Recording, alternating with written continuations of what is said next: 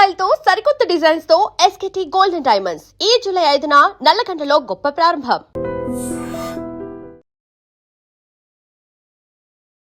నమస్తే, welcome to I dream. నేను వలి. అసలు దేశంలో ఎలాంటి ఘటనలు జరుగుతున్నాయో నిజంగా ఈ ఘటనలు జరుగుతున్నటువంటి తీరును చూస్తుంటే భయం వేస్తుందండి. అంటే ఎప్పుడు ఎవరు ఎట్లా మారిపోతారు, ఎంత సైకోగా బిహేవ్ చేస్తారు, ఎంత క్రిమినల్గా బిహేవ్ చేస్తారన్నది నిజంగా అర్థం కావట్లా. ఇక్కడ మీకు స్క్రీన్లో కనిపిస్తుంది, ఈ అమ్మాయి పేరు శ్వేత అండి. బెంగళూరులో సాఫ్ట్వేర్ ఇంజనీర్. ఆమె బాయ్ ఫ్రెండ్ కెనెత్ అంటే ఇతని పేరు, ఏపీకి సంబంధించినటువంటి వ్యక్తి. ఇతను కూడా సాఫ్ట్వేర్ ఇంజనీర్. వీళ్ళిద్దరూ ప్రేమించుకుంటున్నారు, సహజీవనం చేస్తున్నారు. అయితే సహజీవనం కరెక్ట్ కాదమ్మా అని తల్లిదండ్రులు అన్న పాపానికి ఈ మహానటి అసలు ఈమె ఏం చేసిందో తెలుసా? అమ్మని, నాన్నని, చెల్లెల్ని, ముగ్గురిని చంపేసింది.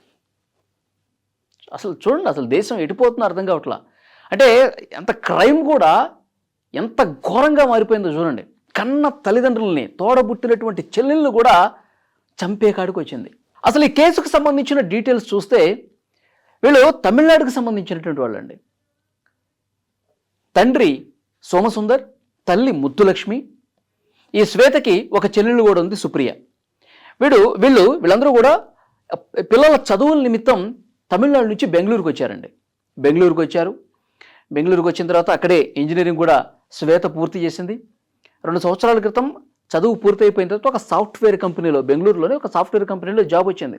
2 years నుంచి జాబ్ చేస్తుంది. ఆ జాబ్ చేసే దగ్గర వీడు పరిచయం అయిపోయాడు.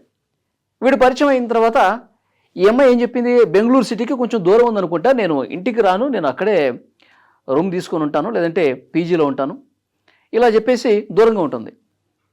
2 సంవత్సరాల నుంచి వీళ్ళిద్దరూ లవ్లో ఉన్నారు. దట్టు సహజీవనం చేస్తూ ఉన్నారు ఇంట్లో వాళ్ళకి తెలియకుండా. పేరెంట్స్ ఏమో, ఏమో ఏదైనా ఇంపార్టెంట్ వర్క్ ఉన్నా కానీ మేము ఇంటికి పిలిస్తే రావట్లేదు అని చెప్పి క్వశ్చన్ చేయడం స్టార్ట్ చేశారు. సరే, మీరు పిలుస్తూ ఉన్నారు, ఇంపార్టెంట్ కావచ్చు, ఫంక్షన్స్ ఏమైనా ఉంటే కావచ్చు, కానీ నేను రాలేను, నాకు ఇంపార్టెంట్ వర్క్స్ ఉన్నాయి, నాకు ఆఫీస్ అలాట్ చేసినటువంటి వర్క్స్ అని చెప్పి ఏదో ఒకటి చెప్పి దాట వేస్తూ ఉంది. సో వీళ్ళకి అనుమానం వచ్చి ఆరా తీస్తే అప్పుడు తెలిసింది, బాయ్ ఫ్రెండ్తో కలిసి ఒక రూమ్లో ఉంటుంది, సహజీవనం చేస్తోంది అని చెప్పి పేరెంట్స్కి తెలిసింది. సోమసుందరం, ముత్తులక్ష్మి తల్లిదండ్రులు కదా, వాళ్ళకి తెలిసింది. చాలాసార్లు చెప్పి చూశారు, ఇది కరెక్ట్ కాదు, ఇది పద్ధతి కాదు, ఒక మంచి అబ్బాయి చూసి మీకు పెళ్లి చేస్తాం, ఈ సహజీవనం ఏంటమ్మా, ఇది అసలు మన భారతీయ సంప్రదాయం కాదని చెప్పి చాలా వరకు చెప్పి చూశారు.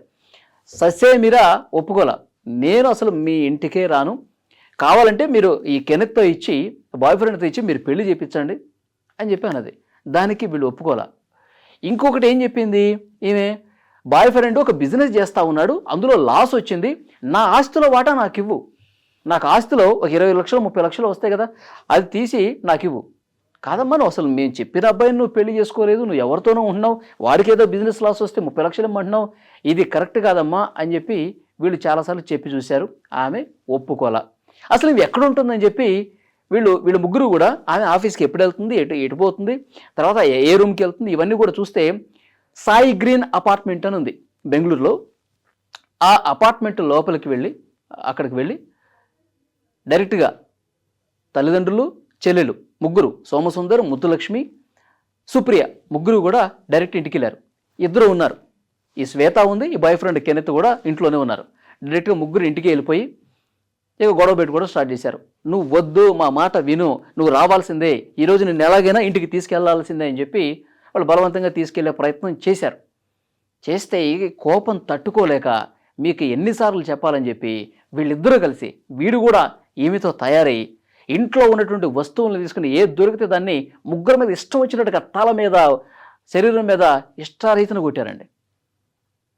ఎంత బాధాకరం అంటే, కనిపించిన తల్లిదండ్రుల్ని ప్రియుడు మోజులో పడిపోయి కళ్ళు మూసుకుపోయి తల్లిదండ్రులు ఇద్దరిని, చెల్లెలు కూడా సుప్రియ చిన్న పాప, ఆమె కూడా degree first year second year చదువుతుందంట, ముగ్గురిని చంపేశారండి.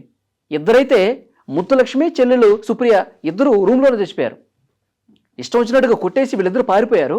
కొన ఊపిరితో తండ్రి ఉన్నాడు సోమసుందర్, అతన్ని అక్కడ అపార్ట్మెంట్లో వాసులు, స్థానికులు వెంటనే ఆసుపత్రికి తీసుకెళ్తుంటే దారిలోనే చనిపోయాడు. తల్లి, తండ్రి, చెల్లి ముగ్గురిని చావబాదేసి చంపేసి అక్కడి నుంచి పారిపోయారంటే అసలు నిజంగా ఎలా అర్థం చేసుకోవాలి? ఈమె మెంటాలిటీని ఏ విధంగా అర్థం చేసుకోవాలి? సహజీవనం చేస్తోంది, నాకు ఇతనితోనే పెళ్లి చేయండి అని చెప్పి మొండిపట్టు కూర్చుంది, అడ్డొస్తే ఒప్పుకోకపోతే తల్లిదండ్రులను కూడా చంపేకాడికి వచ్చింది. చాలా బాధాకరం. నిజంగా ఇలాంటి సైకోలుగా తయారైపోతున్నారు.